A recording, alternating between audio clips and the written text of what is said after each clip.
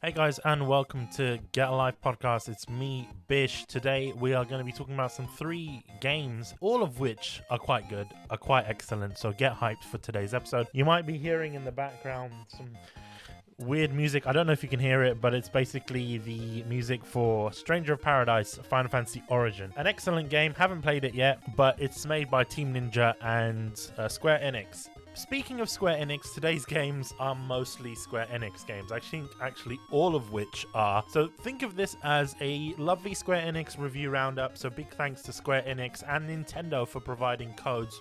So today we're going to be talking about Chocobo GP, which is the racing game, which is really cute. It's got chocobos in them. And we're going to be talking about Triangle Strategy as well as Stranger of Paradise as well. Yeah, this is really cool. So we're going to be talking about these games on our review roundup today. But before we get into that, I just want to thank our sponsors Crunchyroll, Japan Crate, and JList.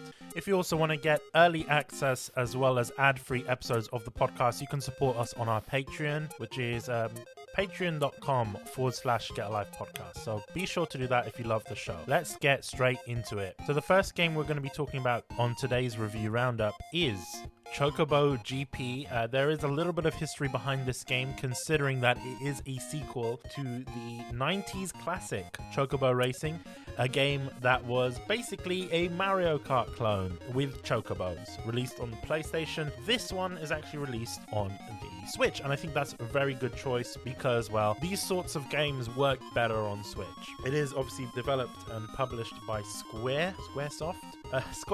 Oh, that shows my age. Square Enix, and obviously published by Nintendo. It's a Nintendo exclusive. It's a very interesting game because it's your simple sort of kart racing game featuring chocobos as well as other characters from the Final Fantasy series. We'll get onto that in a little bit. I've never played the original Chocobo Racing, and to be honest with you, I haven't really played Final Fantasy games until recently, so I don't really care for the characters. I think they're cute, yeah. I don't really understand them. Don't really understand Moogles and Chocobos and all of this and that. Just for some context, the only Final Fantasy games I've played was Final Fantasy 3 on the Famicom, Final Fantasy 7 Remake, haven't even finished Intergrade yet, and Final Fantasy 13. Haven't even played Final Fantasy 13 2, haven't played Lightning Returns, so my experience in the Final Fantasy franchise is not the best. But here we go. I really wanted to play this game just because of how cute it was. I remember seeing it at a Nintendo Direct when they announced it, and I was like, wow, this game is so cool. It's so cute. It's made in the Unreal Engine 4, which is impressive.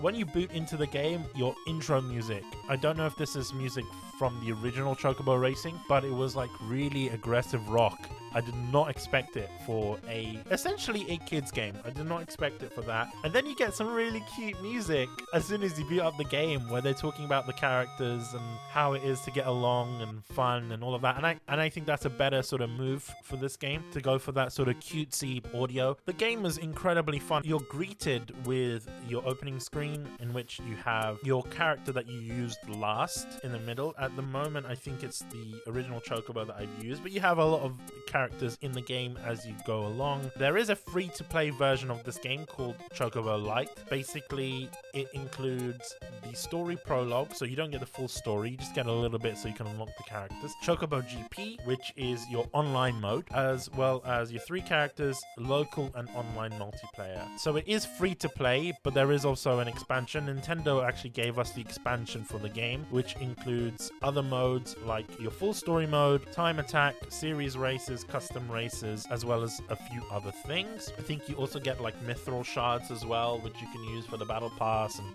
that kind of stuff. And yes, there is a battle pass. We'll get into it in a bit.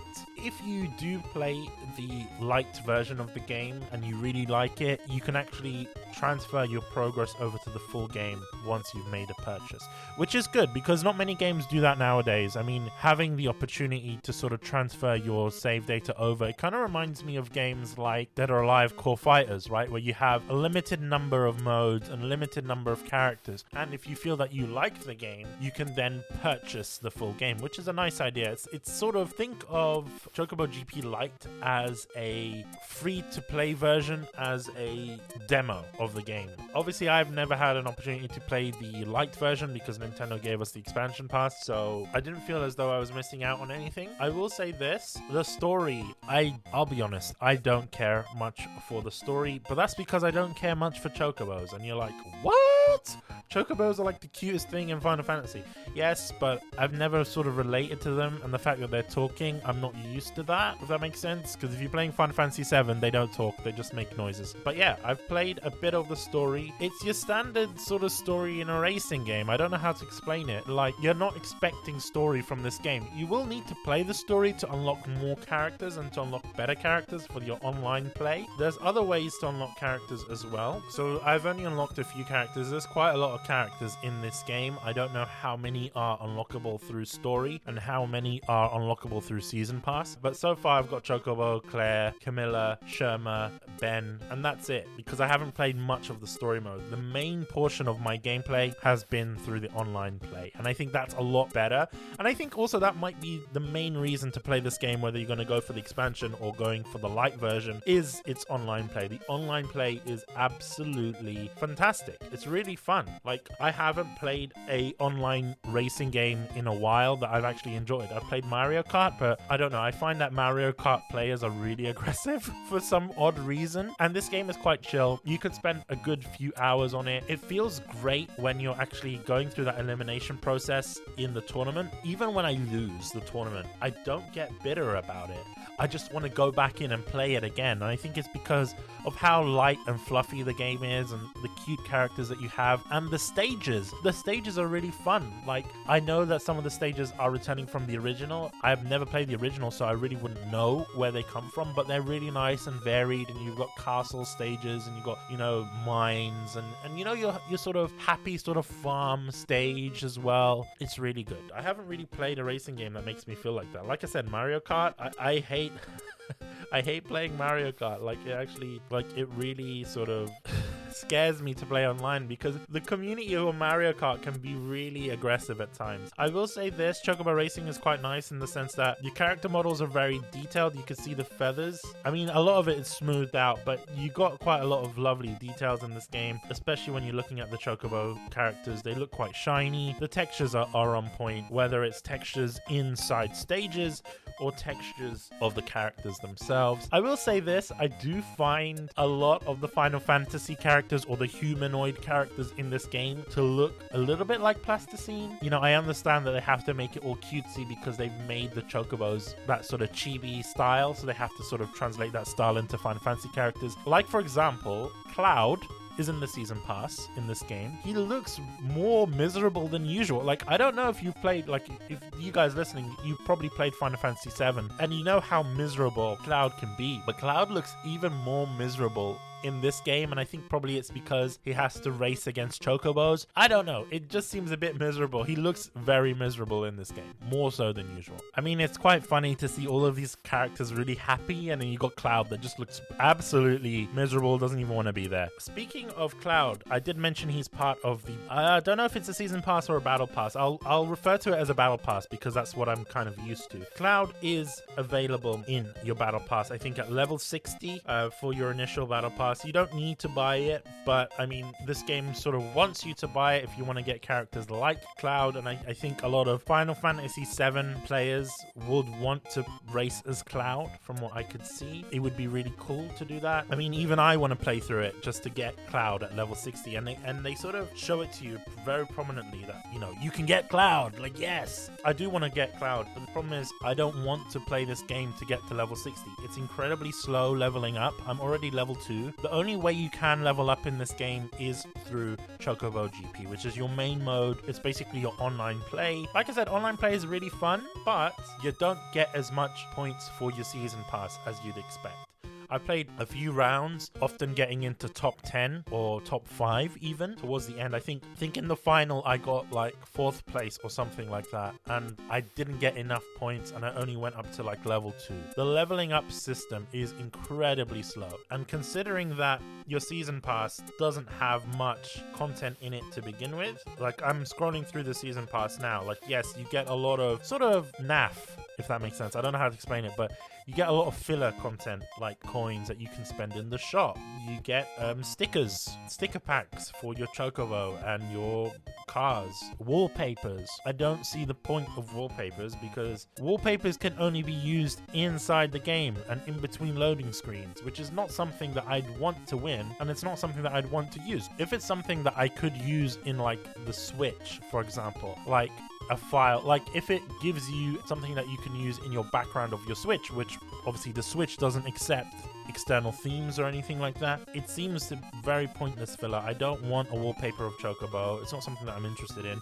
The season pass, like I said, it's mostly stickers, wallpapers, and coins. You've got 2 levels of battle pass as well. You've got your free battle pass and the one that you paid for. I've paid for my battle pass, and it's mostly just gil that you get, like I said, and you get Cloud at level 60. The battle pass continues, I think, up until level 100 or even actually past that. I'm still scrolling through the battle pass. I don't know how long that is. Oh, level 200. Forgive me for saying this, but it's very silly that you have your battle pass all the way to level 200 and you put Cloud at level 60. It's already difficult enough to get to level 2, and it's going to get harder to get through the battle pass as we go along. And level 60 already, I think, is too far forward for the current amount of points that you get for your battle pass. You need to play an extreme amount of games to get it, and it makes me think, how many people are going to get Cloud's golden bike for completing the battle pass? Not many people.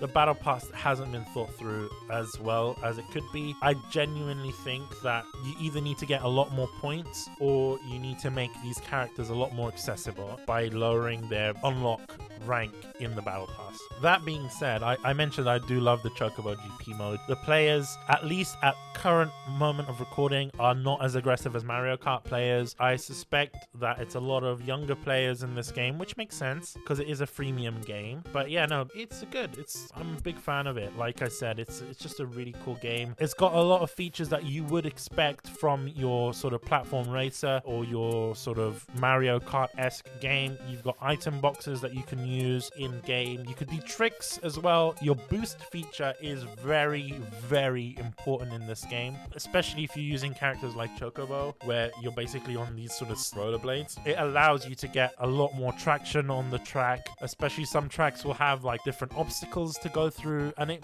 makes it a lot more difficult when you have all these obstacles and you're drifting at the same time because you want to get a speed boost. Drifting is your friend in this game. If you want to get number 1 in your rankings, in your races, you gotta drift. If you're not drifting, you're not getting speed boosts. If you're not getting speed boosts, then you're basically gonna find yourself number 8 or basically at the bottom level of your leaderboard. So that is something that I would say. Other modes are standard. You know, you got your time attack modes, your series races, custom races as well if you want to do that. I've never really used it because I had no need for it. Mainly, like I said, I've been playing your story mode and Chocobo GP. Multiplayer, not so fun, at least local multiplayer. There are games that do it a lot better. Like I said, Mario Kart 8, specifically Crash Tag Team Racing as well. Those kind of games do that a lot better because you have modes like battle mode. Sometimes when you want to play multiplayer, you want to be in a battle mode, right? You want to do balloon battle, you want to do coin battle. Like I said, I'm mentioning Mario Kart, but that's because Mario Kart has a lot more modes in this game, and sometimes it's not always fun to race. Sometimes you do want to do your battles, and I think that would be good if you had, even if it's a primitive level of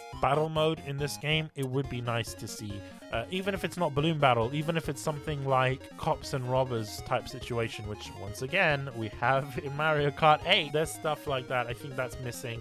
It's a bit of a shame that it's not there, but like I said, it's a free-to-play game, so I really shouldn't be complaining. Speaking of free-to-play games, you've got a varied amount of shops. Once you go into the shop menu, you've got Gil Shop, you've got your ticket shop, and you got your Mithril shop. So Mithril is basically your in-game currency that you buy from the eShop. Your tickets is, I believe, what you earn in-game from playing the story mode, and you've got your Gil shop, which you can earn from Battle Pass as well. You can also purchase Gil through Mithril, kind of like Genshin, kind of like your other free-to-play games in a sense. Yeah, I don't understand why a game like this has 3 currencies. It gets confusing pretty quickly, and the stuff that you get is a bit naff as well. Your main thing that you'd be getting is characters sometimes, and they sort of rotate in the guild shop. I believe because the game is releasing now and it's sort of like the first sort of early days of the games, they're going to give you better characters, if that makes sense.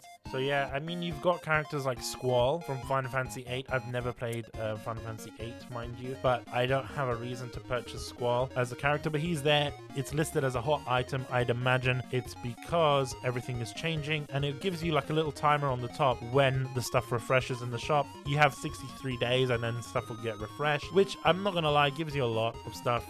In the guild shop, you've got characters at the moment, just Squall. You've got other cosmetic items that don't really give you any difference. Stuff like stickers and color options for your cars and stuff. It's a bit silly, a bit naff. Wallpaper screens, like why would I want a wallpaper screen that is Squall, for example, and it's just like little icons of them? I don't need them. It's the same thing with your ticket shop. I mean, your ticket shop, you've got more varied things, you know, pearlescent paints, stages, in fact, on the ticket shop as well, but it's mostly, once again, stickers and wallpapers. Your Mithril shop is actually where it's at, and that makes sense because guess what? Your Mithril shop is where they want you to buy stuff because it's using real world currency to transfer into in-game currency. It's where you get your costumes for your chocobos. It's where you get more stickers, more music is hidden behind here, as well as some stages, some icons, and you're leveling up tickets for your battle pass. It's for 200 Mithril. So basically 200 Mithril will cost you £1.59. That's a special price, one-time price for your Mithril, which basically means for a leveling up ticket, it will cost you £1.59, which is a bit naff. If you want to pay for a character like Cloud, it means you need to spend, I'm not really good at maths, but to get to level 60 really easily, you'd be paying £100 really to get Cloud as a character, which is kind of disgusting because not even Call of Duty does that. Call of Duty, if you want to buy up your characters, I mean, at most you'd be spending 20. So for a game like this, a game where children are playing predominantly, I don't think it's right to include options like this and to include 3 different currencies where the most important one is Mithril, as well as a battle pass. It seems ridiculous because you're not making the battle pass as good as it can be. It's very limited into what you get. You get Gil, and Gil doesn't really get you much in this game. This game is really based around Mithril. The more Mithril you have, the better experience you are gonna get in this game, and that's disappointing, especially for a children's game. It feels very, very off-putting, very bad in that sense. But you can always make the argument, it's a free-to-play game. You don't need to buy this. You don't need to do this. You don't need to do that. And that's correct. And yes, a lot of the content that you are getting in this game is cosmetics. 100%. But there's also characters behind your season pass, and some characters may be better than the other. I don't have the stats for Cloud. I don't have the stats for Squall, but each character has their own different stats. So considering that this game is aimed at children and also people that are nostalgic towards the original, right? It is mentioned, and I will say this, players have expressed concerns about the length of time it would take to gain levels in game. Square announced that they would give players set amounts of free in-game currency known as Mithril, which they did. When I logged in, I did get a Mithril bonus as an apology, and it promised that it had adjusted settings to make progression easier. I haven't seen that yet. I've been playing this game. I haven't seen that it's a lot easier or not. Also, the fact that the Mithril that they gave us for free would expire 5 months after Mithril that you pay for would stay, it's a bit silly. Like, it's stuff like this that makes me wonder, why does this game do this? Like, they could have just done it as a full-on game. Don't need to do free-to-play, but they make more money free-to-play that way. If they made it like a fully fledged game where you pay, what, £30, because I don't think this game is worth any more than that if it was a full game. You pay £30 for it, you get all your characters, including your main characters, your Final Fantasy characters. Imagine playing as Tifa, or playing as Cloud, or playing as Barrett for example. I'm mentioning Final Fantasy VII characters, but you could basically put any Final Fantasy characters in there and put an actual season pass in the game where you get new characters and new stages. That would make the game great. It would make, I would think doing that would put the game on par with Nintendo's offering of Mario Kart, because Mario Kart, you've got all your characters, you've got your stages, you've got certain things in Mario Kart that just work. This game is missing a lot of things that other games like Mario Kart, like Crash Team Racing, like Sonic Racing includes that this game doesn't. In terms of my verdict, I really enjoyed playing this game. I think it has a lot of potential. I just think that the microtransactions in this game are very predatory. I don't really like it. Battle Pass is okay, but I think it needs to be a lot easier to progress, especially considering this game is for children. So it kind of feels as though that they're sort of targeting that audience to get more money, which is, it's pretty dodgy. But yeah, should you guys play this game? Definitely. Go ahead and play this game. There's nothing really to lose considering this game is free to play. Bear in mind, it's very difficult to progress in this game. It's very difficult to progress in this battle pass. And you're not really going to get many characters unless you buy the full game. You're not going to get as many characters, as many stages if you don't buy the game. And considering that this game for a full unlock is £40 on the eShop, I don't know. That's up to you to decide whether or not that's a good deal. I'm just saying, for the amount of content that you get, and on top of that, your season pass and all the mithril and all of this problems that is with the game, I don't think it's worth £40 at this current price. If you told me that the expansion would be 20, maybe go for it. But for 40, that's a full-fledged game. You could buy a lot of games on the Switch for £40. I think, in fact, you could actually buy a game like Triangle Strategy. You could play that game for £44 if you buy a physical copy on Amazon. So are you going to be playing this game and paying for £40 for the expansion, or are you going to use your money for something else? That's up to you guys. But that was my thoughts on Chocobo GP. We're just going to go into a little ad break now, and then speaking of Triangle Strategy, we're going to be talking about that game after the break. This episode of the podcast is brought to you by Crunchyroll. Crunchyroll, the most epic anime service out there. Got all your favorite shows, Naruto Shippuden. It's got all of Dragon Ball, Dragon Ball Z, Dragon Ball Super, Dragon Ball GT if you're into that. It's got everything. Because you know what? Crunchyroll has just taken it to the next level with the largest anime library in the world. So if you want to get a 14-day free trial, go to getalivepodcast.com/Crunchyroll. Use our link. It does help us out a lot. Remember, when you support Crunchyroll, you are supporting us. Crunchyroll.com/Kunai or getalivepodcast.com/Crunchyroll. Whichever link you use is going to be the same. It's going to work just as great. So get yourself that 14-day free trial of Crunchyroll Premium without ads, full HD, whether you want to watch anime subbed, dubbed in all these different languages: German, English, French, Spanish, Portuguese, even Arabic subtitles. Crunchyroll.com/Kunai. That is Crunchyroll.com/KUNAI. Hang on a minute, there's another ad. Do you like candy? I'm sure you do, because I haven't met anyone that doesn't. Do you like Japan? And do you like candy? Well, you're listening to a Japanese gaming and or anime podcast, so I'm pretty sure you love Japanese snacks. Whether you like Kit Kats, Pocky, Japanese ramune. If you like all of that, you know where you can get it easily? Japan Crate. Japan Crate offers the unique experience of Japan through monthly crates filled with candy. Japan Crate gives you a delicious selection of snacks each month. You can cancel anytime, but you know what? I don't know why you'd want to. Learn more at getalivepodcast.com/Japan Crate. Remember to use the code GALP for $3 off all new subscriptions, even for other Japan Crate subs like Inku Crate, like Umai Crate, anything that Japan Crate does. So that is getalivepodcast.com/JAPANCRATE. Use the code GALP for $3 off. Back to you, Bish, on the episode. Well, that's a bit weird. I'm handing it over to myself, but you know what I mean. Enjoy the rest of the episode, guys.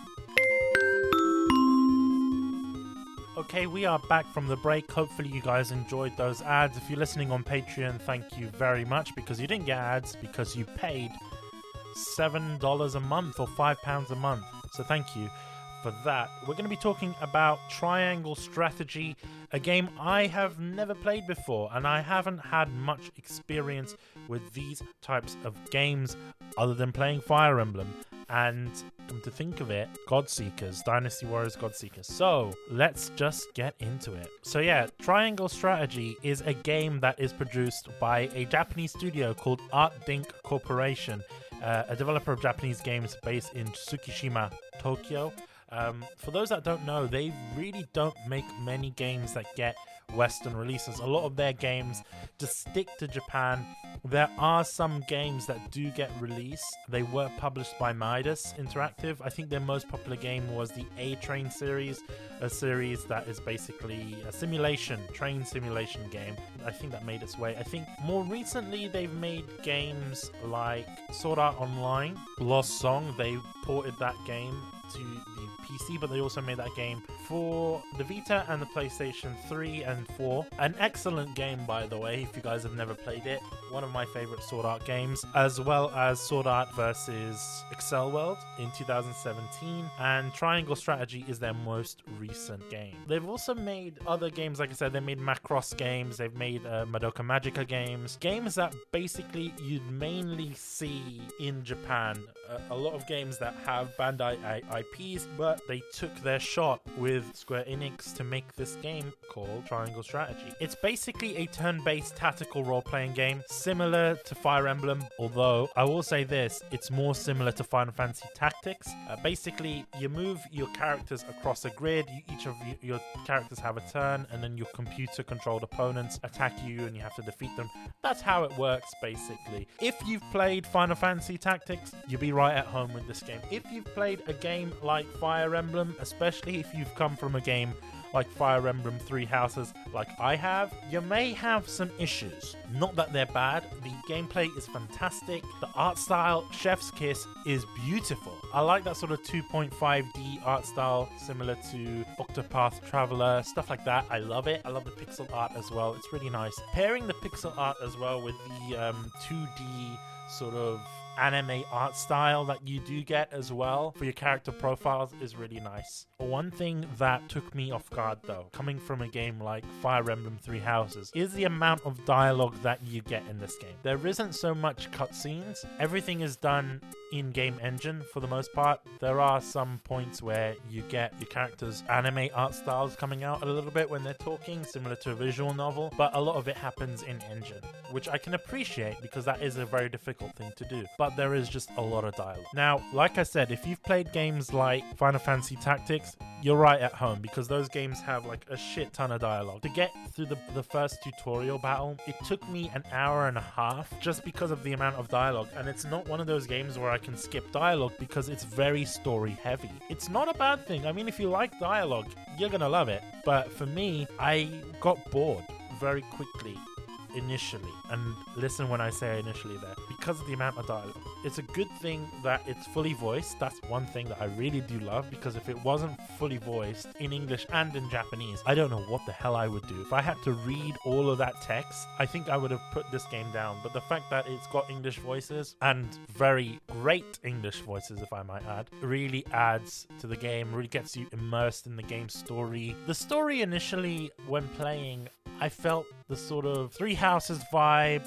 the classic sort of story of Three Houses, or the classic sort of story in Chinese literature, if you're a big fan of Romance of the Three Kingdoms, where you have these three kingdoms that are sort of trying to prevent war, trying to get into a war, that kind of stuff. It was very reminiscent of that. And the fact that the story itself is sort of taking place in this medieval setting. The characters as well speak in that sort of medieval old English, which is very nice as well. It really immerses you into the story, like I said, and it made me forget the amount of dialogue, oddly enough. The dialogue was my main complaint at the beginning, but once you've given the game at least 3 hours, you get used to it really quickly, and you really want to play this game a lot more because of the battle system, because of all the different classes that your different characters have. It's very nice. It's one of those types of games that I'd like to play on a rainy day. It's raining right now at the moment, and I'm thinking, oh, you know what, I'm gonna jump into Triangle Strategy. Those kind of games for me, those turn-based tactical RPGs, I never used to like them, but they've sort of become my bread and butter at the moment. They've sort of become my main sort of enjoyment in video games. Triangle Strategy, allowed me to realize that, because I never really used to like these games. When I reviewed a game like Dynasty Warriors Godseekers, I absolutely hated it just because of the style. And then I played a game like Fire Emblem Three Houses, and I fell in love. And Triangle Strategy made me sort of love this game even more. I'm not really going to talk about the story as much because I don't want to spoil it for you guys, because it's such a fantastic story. The characters are really lovable. I really want to get more into them as well and sort of pick them apart a little bit. And like I said, if you played games like Octopath Traveler and Bravely Default, you'd kind of understand, because the game development was led by Square Enix producer Tomoya Asano, right? Like I said, he's worked on Bravely Default and Octopath Traveler. This sort of game, if you've played Bravely Default and Octopath Traveler and stuff like that, if you've played this game in comparison, you could tell that it's a lot more mature, a lot more adult. The story talks about certain things that you wouldn't necessarily expect from those types of games, but I think it might be because that this game is a tactical RPG. There's more opportunity for story, there's more opportunity for dialogue, there's more opportunity to talk about those adult subjects, right? Real things that does happen in this sort of era, you know, political marriages, for example, you know, bandits, things like that. And it's very important, and I love the fact that they did that. You have a level of power in this game coming from the voting and conviction systems, and it's interesting because the different choices you make in your dialogue actually affect how your character is. It could be a complete sort of tyrant, or you can have, you know, be bit more jokey, or be very honest and kind, and that affects your choices in the game, which is quite interesting. And at times you're put into some really awkward situations, and you know, there are characters that you want to be kinder to, and there are some that, you know, you just want to be mean to. Yeah, I don't know how to explain it, because I haven't actually seen a game like this before in which your actions truly do matter. The way you react to certain conversations really does impact the way you enjoy the story of the game, and some games have that and they don't do it so well, but this game hits the nail on the head, because I'm thinking, like, there'll be a decision that I make and I'm thinking, well, you know what, that's how I would answer it, and then I see the reaction and I'm like, actually, did I make the wrong choice? I actually start thinking about morality. It's so weird. I start thinking about morality, and I start thinking about, well, was this an actual moral choice to make? I start thinking about what it means to be human from a very simple decision in a game. It doesn't make much sense, but this game has actually made me think about life. I don't know how to explain that, but it does. That your choices have consequences, and your consequences does affect you throughout the game, which is actually pretty cool. That you could basically play this game multiple times and have different experiences, and have the story lead you on different paths, and see a different side to the story depending on how you make your decisions and how you converse with other characters when given the chance. I know you guys are going to hate me for comparing it to Fire Emblem and other games like that, but after battles, you're basically sent to a whole set of in-game cutscenes and more dialogue. And like I said, if you don't like dialogue, don't play this game, because you're really going to hate it. It's just a lot of dialogue. Sometimes it feels as though, yes, I've finished the dialogue, I'm going to get into a battle, and it takes you back to the world map, and guess what? There's another set of cutscenes with another set of dialogue, and it will take you an hour to get through it. The first 2 hours of the game, I think I got into 2 battles. 2 battles in 2 hours. That's a very, very slow burn. Like I said, it's not something that I could just skip through unless I'm on a second playthrough, because the story is integral. This is a new sort of IP with a new story. I really want to get involved in it, but sometimes it's not like one of those games like Fire Emblem. Like, there are times in which I'll open up Fire Emblem, I want to experience that story again and again, and I already know the story, and I won't skip any scenes because the characters mean something. Characters in this game, I really couldn't care about them, and that's very bad. Like, they're incredibly dull. It might be because they're speaking in that cool sort of old English sort of Shakespearean speech. It might be because of that and I couldn't relate to them, maybe.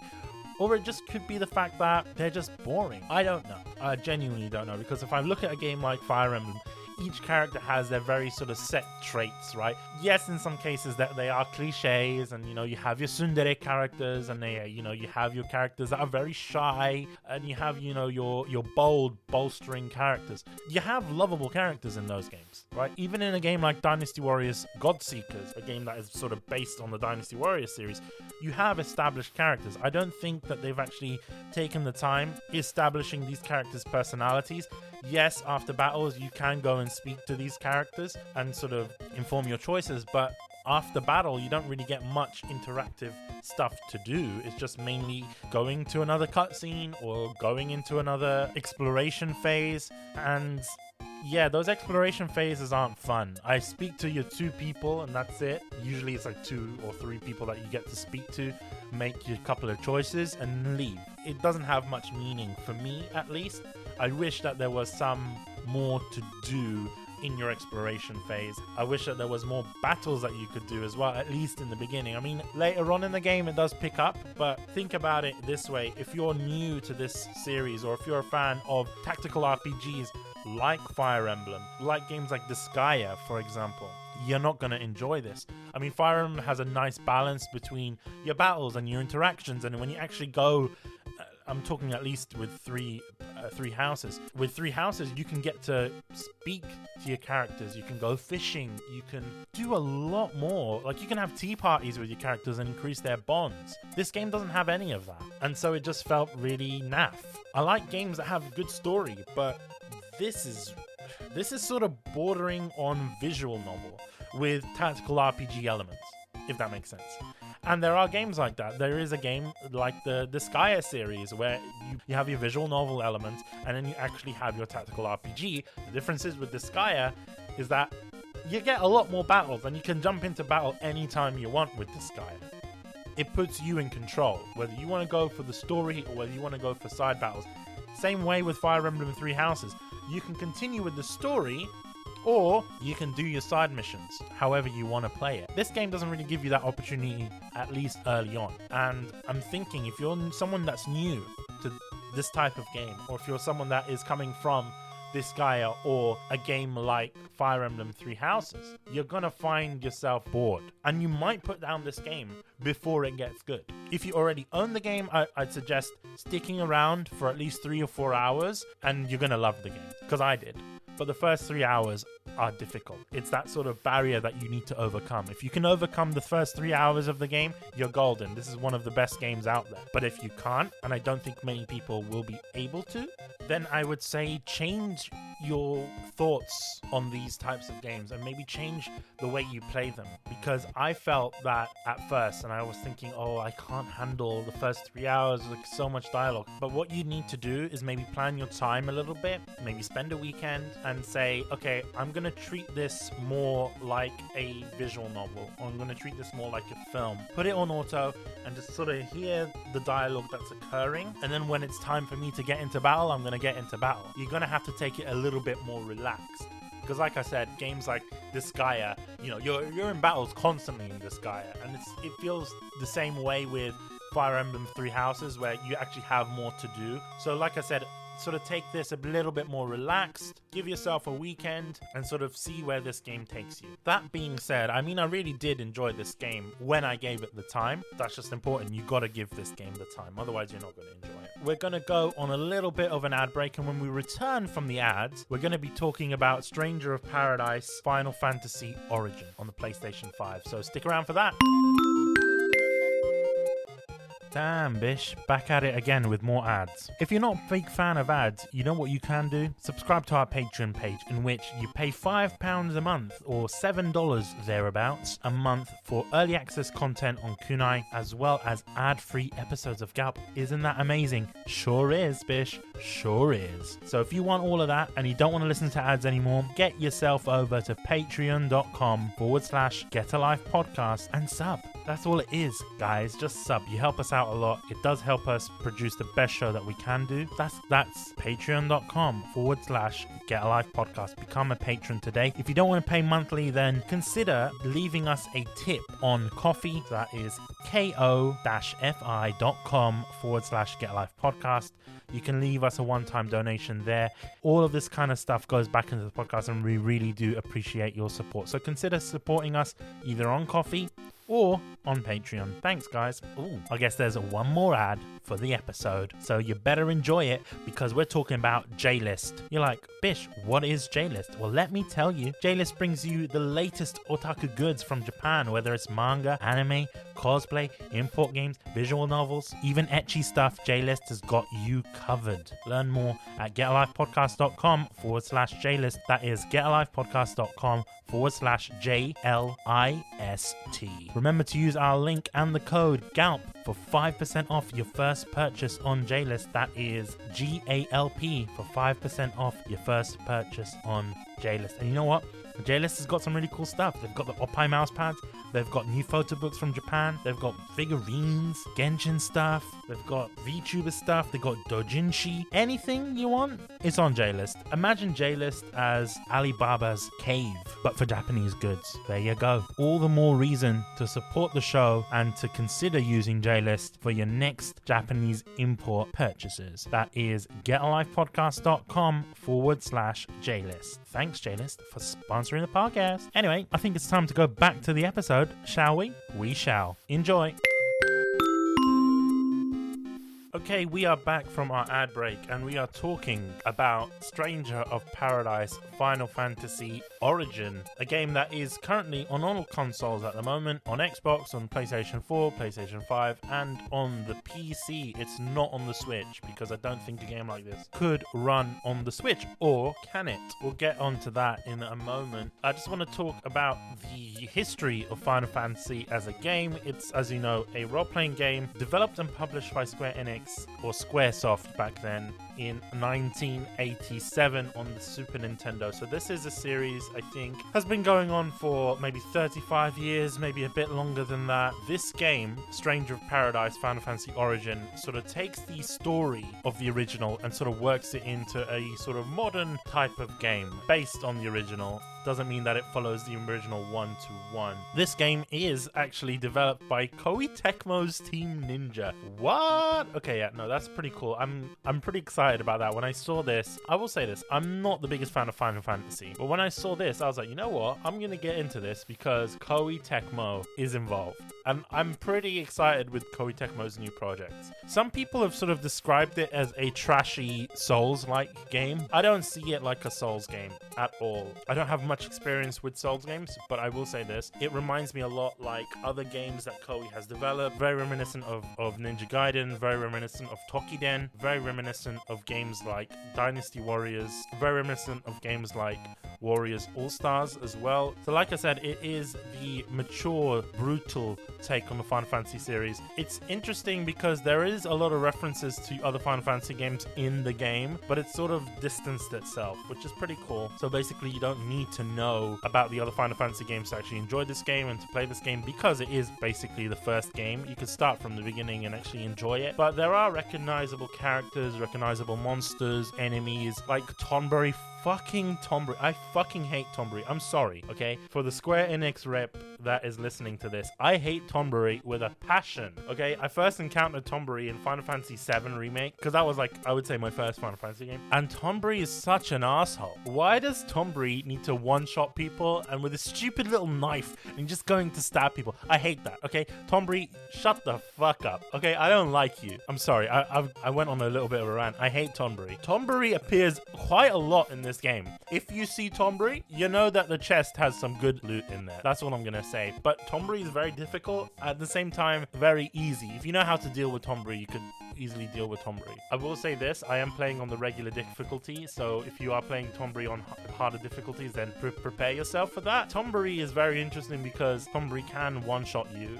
Can stab you, he can cast like a spell that literally kills you if you're from far away. So you just need to make sure you kill him quickly. That's just it. That's like my strategy for killing Tonberry. Just go ham, kill him quickly, use as much magic as you can use as many skills as you can use your highest level weapons to kill him as well. That's how I got through Tonberry, which is pretty cool. I'm not gonna lie, I love Tonberry. I just when I saw him, because I had such difficulty beating Tombury in Final Fantasy VII Remake, when I saw Tombury in this game, I was like, no, I was screaming. I was like, no, I can't handle Tombury again. And then the first time it was quite easy. I was like, oh, you know what? Tombury's gotten a lot easier in this game, where, you know, I'm just gonna not take it seriously when the next time I fight him. And the next time I fought him, he kicked my ass. So be careful of Tombury. He's still powerful in this game. I don't know why I was mentioning Tombury, but there's a lot of other characters that you might recognize from other Final Fantasy games, which makes sense because, well, this is a Final Fantasy game at its core. But I mentioned it does play very similarly to Tokiden, I would say, as opposed to a Souls game, and oddly enough, like a Musou game.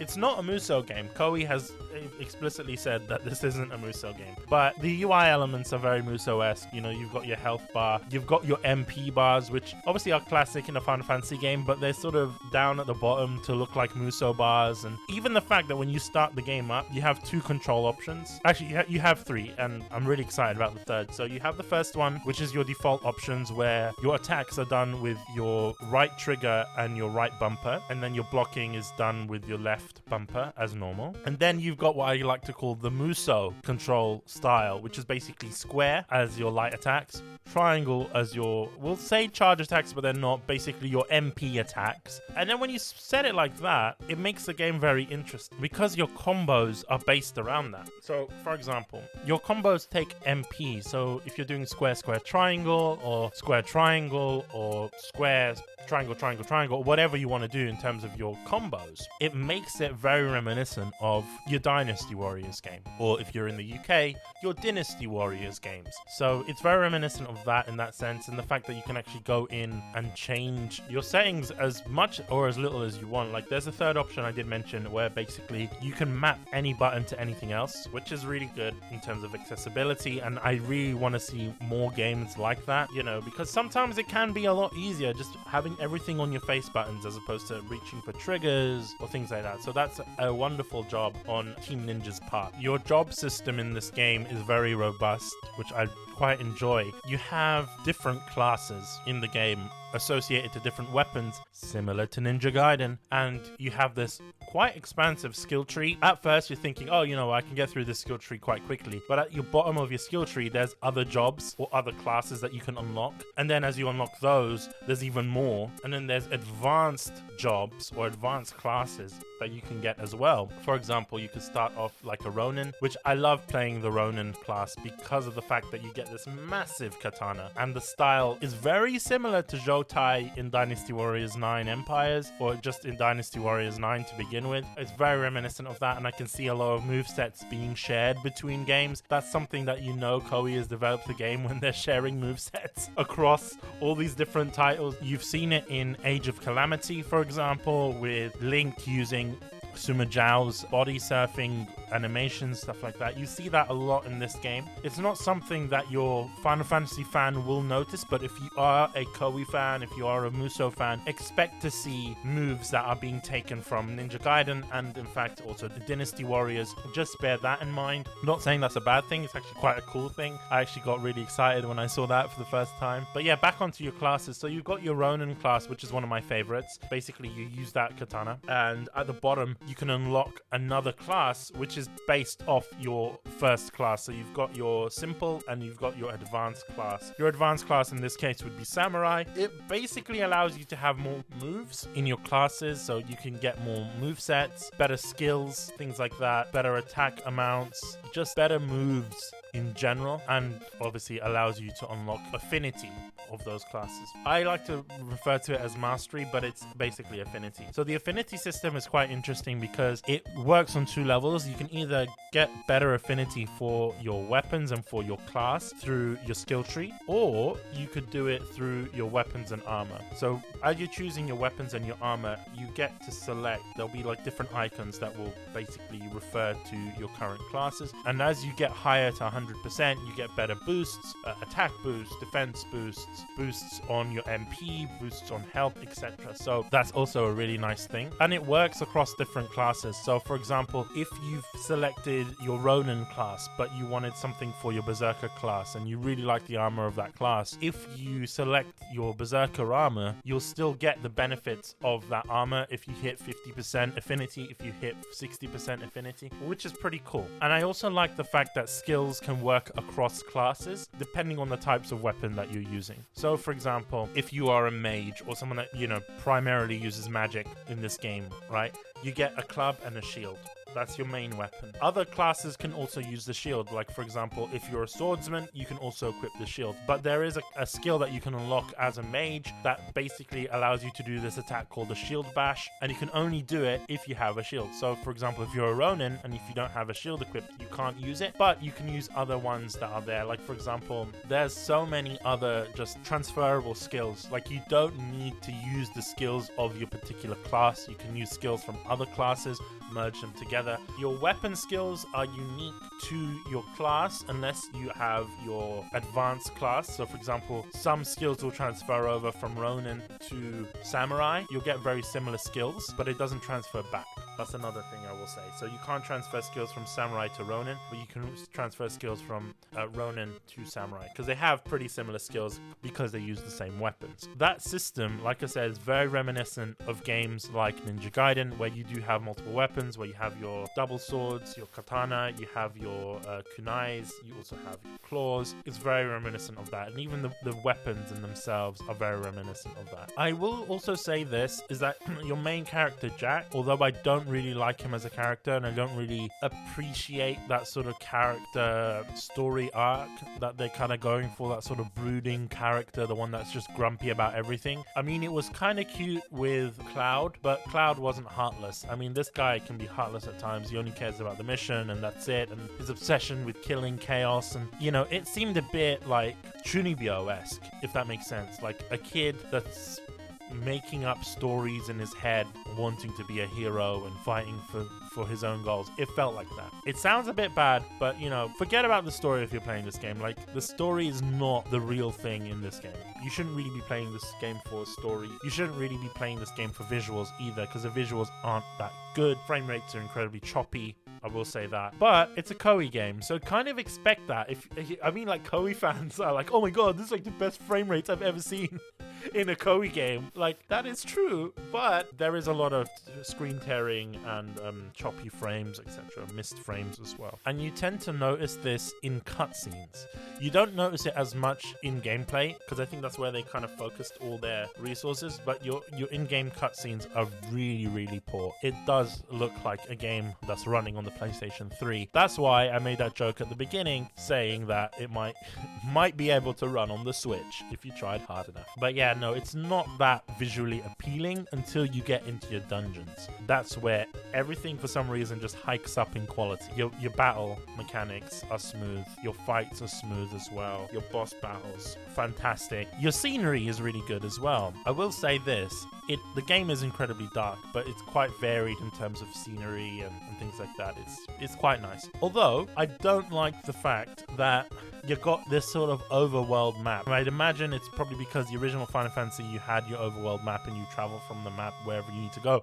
But it just reminded me a lot of Warriors All-Stars, the fact that you can go back and repeat missions from this world map to get more items, in this case, anima shards, which actually help you level up your weapons and your classes, which is a good system. I will say this, that there's a lot of tact that you get in this game in terms of loot that you find, some of which are good, and the game does tell you when you find some loot, it will tell you if it is basically better than your current piece of armor or if it's worse, which is a nice feature. It's a nice touch. I don't know if other games do that, but I do enjoy that. But there's no way at the moment that I can find where I can offload my weapons, which seems a bit odd, because it's like there's so many weapons in this game and it can get a bit frustrating trying to look through them all. But yeah, like I said, the game is quite enjoyable, if only for the combat, because it is weird and wacky and the characters aren't really well written, and in fact the characters don't look that good anyway. Like, if you look at a character like Jack, he's very two-dimensional. like I mentioned, he's this sort of cliche of a cliche. It's a bit disappointing, especially when you look at other Final Fantasy games or the way that they actually properly design their characters. This looks like a creator warrior character in Neo. And don't get me wrong, Neo's creator warrior system is amazing. Dynasty Warriors 9 creator warrior system is amazing, but this is a character that they've designed specifically for a game. It feels like an afterthought when designing these characters because they look pretty generic, and I think it's noticeable amongst your main characters, amongst your party members, as well as your NPC characters, like for example the King. He literally looks like a Dynasty Warriors 9 Empire's NPC that you've designed yourself, and that's a bit upsetting. I would have preferred, if they were going to go for that route, I would have preferred that instead of Jack, you make up your own character. I think that would have been better, akin to the older Final Fantasy games, where basically you select your class, your sort of color palette, and your character's name. I think if they included a Neo-style character creation system, it would have been a lot better than getting a character like Jack.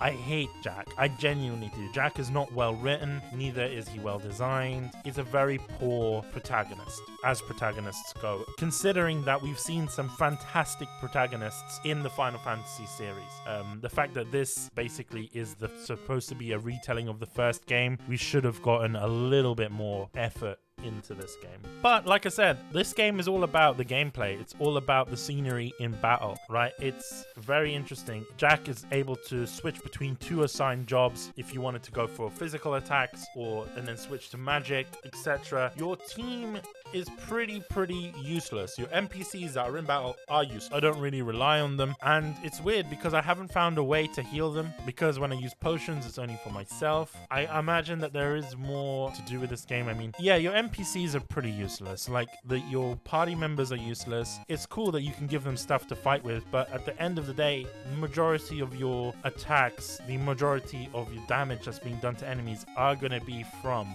your main protagonist, which makes sense. That's probably why they gave you 2 classes that you can switch between, because this is another thing. If you can properly rely on your NPC characters, if you can properly rely on your party members, then you wouldn't need 2 switchable classes. If, for example, Jed was actually useful, then I wouldn't need to switch to his same class to do the same sort of damage and the same sort of things. I think the reason why they've done that is probably because you can experience more gameplay styles so that you don't feel bored, but it sort of lessens the need for your party members. So I think Team Ninja and Koei have sort of shot themselves in the foot there. That being said, I really do like the weapon switching system because it's very reminiscent of Dynasty Warriors, but I also like the fact that you can also switch your armor as well and have these different presets, because sometimes you're like, you know what, I want to go Ronin and Mage, or sometimes you're like, you know what, I want to go Swordsman and Ronin. There are times in which you want to use magic only, there are times in which you don't want to use magic at all and you just want to go brute forcing everything, and it's great. I like that,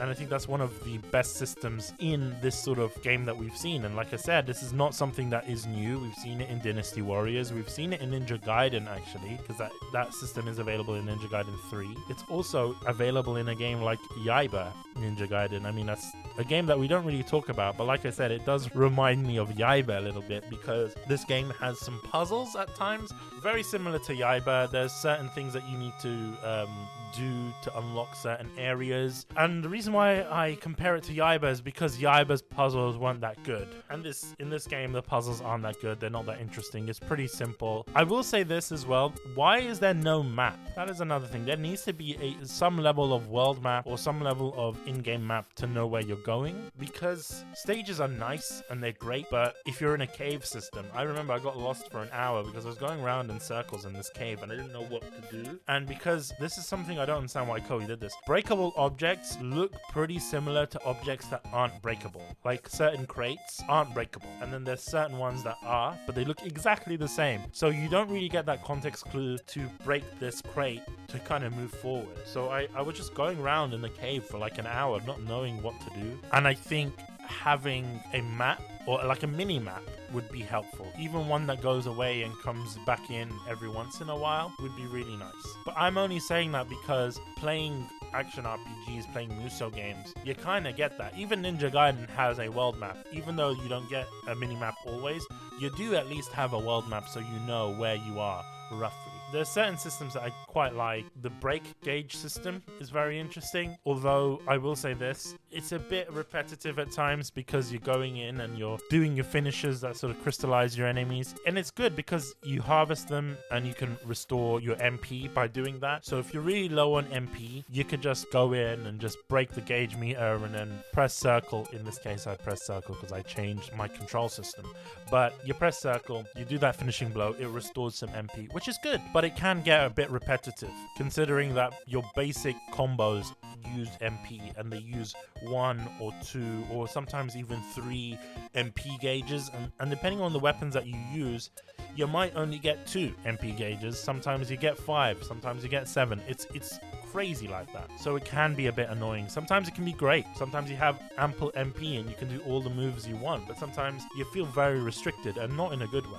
You basically have to make combinations of jobs that you don't want to use, you know? Sometimes there's combinations of weapons you don't want to use, or sometimes there's combinations of armor that you don't want to use. The one thing I would have liked to have seen that we see in other sort of JRPGs is the ability to keep your armor looking the same as another armor set, like we see in games like Tales of Arise, but then also have the same attributes as your armor that you want, if that makes sense. So that's pretty much what I want to see from there. But yeah, the break gauge is quite nice because you can use it against enemies. Enemies can also use it against you, so it means you can't really block all the time. I don't like to block in these sort of games anyway, because when you're a Dynasty Warriors player, you don't always block, let's be real, unless you're fighting Lubu, but Lubu's not in this game, so you really need to block, especially if you're fighting Tombury, especially if you're fighting your other bosses in the game. If you're just going in without blocking, it's very dangerous. Don't do that. Same, I could say the same with evasion, although I think what would have been interesting is if you made evasion part of your block meter or part of your break gauge, because you are using some level of stamina to evade and dodge. But the break gauge is pretty interesting. It is a nice idea because you're not invincible. It gives that sense of despair in a way, because imagine if you're in a fight and your break gauge breaks and you're like, shit, what am I gonna do? I can't block, I have to wait a little bit, I'm open to attack, I'm very vulnerable. It makes you think about your next move. It makes you calculate boss battles a lot better. It makes you a better player, and I enjoy that. Although, like I said, there's certain parts of it I don't enjoy. There's also a soul shields function, basically, that allows you to instant block attacks, which is great. It also allows you to absorb an enemy's attack. Let's say an enemy casts fire against you, you could press circle, soul shield, and then throw that back at them, which is pretty cool. I don't really use it as much in boss battles apart from just your instant block function, but yeah, it's a pretty cool function. I don't use it in normal battles. I mainly just use it in boss battles, which I think is cool. Other than that, I really do like this game, and to be honest with you, I think it's worth the price that you're paying for it. I mean, you can find it probably for £50, probably even cheaper in a few months as well. I'm not saying buy this game in sale, but if you are a fan of Musou games, if you are a fan of Ninja Gaiden and you want to get into Final Fantasy, this might be the perfect game for you. Now, if you're a fan of Final Fantasy and you're like, oh, should I buy this game? Probably skip this game, or maybe pick it up in sale. And I think the reason being is that you would be really disappointed, especially if you've played a game like Final Fantasy VII Remake, or if you've played any other modern Final Fantasy games. Going into this game might be a bit of shell shock for you guys. Might be a bit of a culture shock, because I don't think this game was designed for the Final Fantasy fan. I think it was more so designed for the Musou fan, and I think that's just because Koei developed it. And you might be thinking, oh, Bish, are you just saying this because Koei's developed this game? No, it's just because I can find a lot of Koei-esque design. There's a lot of Koei cliches, I hate saying that, in this game. A lot of features that have been taken, a lot of inspirations that have been taken from other Koei games, like Tokiden, like Dynasty Warriors, like even Ninja Gaiden. And somehow Ninja Gaiden Yaiba. Don't ask why. I think people forget that game exists, and you know, I really enjoyed Yaiba, but a lot of people forget that game exists, so, which is kind of disappointing, because I mean, this game has got some really hard hitters. You know, there's a lot of people involved in this game, but yeah, should you buy this game? Definitely, yeah, give give it a try. I think everyone would sort of enjoy this if you're just a fan of the sort of hack and slash games or other games that Koei has made. Yeah, you'll love this game, 100%. I think it is worth its price, but that's just for me as a Musou fan. I can say that about any Koei game, right? Except for Dynasty Warriors 9. But if we got a similar game with this style, Final Fantasy 2, Final Fantasy 3, yeah, I'd be down for that. But you know what I would be more excited for? Would be a Musou game. So imagine a game, and I'm sorry, I gotta say this because I know probably Koei's listening to this, and maybe Square is listening to this, so take my idea here. Imagine a Dissidia game. It's got all your characters from Dissidia, all your characters from Final Fantasy, but instead of a fighting game, it's a Musou game. Imagine a Dynasty Warriors game with Final Fantasy characters. Final Fantasy Warriors. That would be amazing, considering you've got so many characters, and the fact that you could easily map their movesets to a Musou game. I mean, a lot of them use swords, shields, and stuff like that, so it could work. I mean, if you've done a game like that, I think you bring in a lot more people. It would be very simplified. I think the hardcore Final Fantasy fans will be like, what the hell is this? But I think it would be really cool. So do that. And also, as we're on the topic, Dead Fantasy, let's make that a thing. Okay, Koei, Team Ninja. Part of me thinks that Team Ninja has been working on a game like Dissidia and been working on a game like Stranger of Paradise because that there is gonna be a Dead Fantasy game coming. I hope so. That would be so cool. Like, instead of a DOA 7, we get Dead Fantasy. Hell yeah. That's what we need. I think that would be really cool. Anyway, that being said, that's this episode of Get a Life Podcast Review Roundup. We spoke about some really lovely Square Enix games, which you guys know, and you love them. Square Enix. I think that's where we end today. Thank you guys for listening, and also thanks to our sponsors, Japan Crate, Crunchyroll, and JList. I always leave JList last, I don't know why, but we love you, JList. Big thanks to our patrons over at patreon.com/GetLifePodcast. Thank you for subscribing, because you guys get early access as well as ad-free episodes. And big thanks to Nintendo and Square Enix. And you know what? We'll throw in Koei Tecmo as well. Koei Tecmo didn't actually give us the code for this game, but thank you, Koei Tecmo, for making Stranger of Paradise. I really love that game. So big thanks to those guys for providing us codes and for making the games. And big thanks to you guys. That being said, bye-bye.